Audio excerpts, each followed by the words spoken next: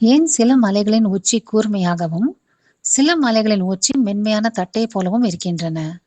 சில மலைகள் இமயமலையைப் போல மிக உயரமாகவும் கூர்மையான சிகரத்தை கொண்டதாகவும், சில மலைகள் ஆரவல்லியைப் போல குறைந்த உயரத்தோடு மென்மையான வட்டம் போன்ற உச்சியை கொண்டதாகவும் பார்த்திருக்கிறோம்.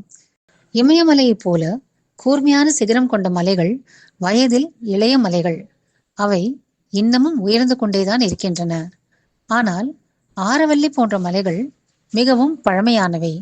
அவை லட்சக்கணக்கான ஆண்டுகளாக காற்று, மழை போன்ற இயற்கை ஆற்றல்களை எதிர்கொண்டு சூழ்நிலை சிதைவுகளின் காரணமாக அவற்றின் சிகரங்கள் தட்டையான வடிவம் போல் ஆகிவிட்டன.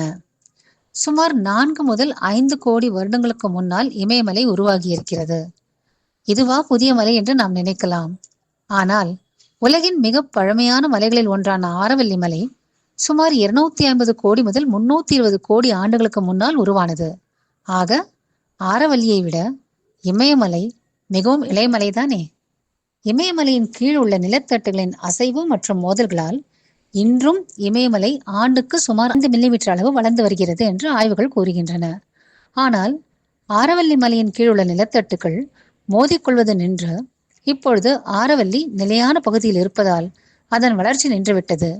கோடிக்கணக்கான ஆண்டுகளுக்கு முன்னால் இமயமலை அளவு உயரமாயிருந்த ஆரவல்லி மலை காலம் செல்ல செல்ல மழை, காற்று போன்ற இயற்கை நிகழ்வுகளால் ஏற்படும் சூழல் சிதைவால் உயரம் குறைந்து சிகரமும் ஒரு மென்மையான வட்டம் போன்ற தோற்றத்தை அடைந்துவிட்டது. ஆக ஒரு மலையின் சிகரம் அது பழைய மலையா வளர்ந்து வரும் மலையா என்பதை நமக்கு சொல்லிவிடும்.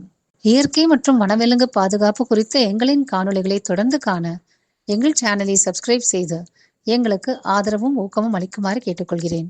நன்றி, வணக்கம். Let nature live.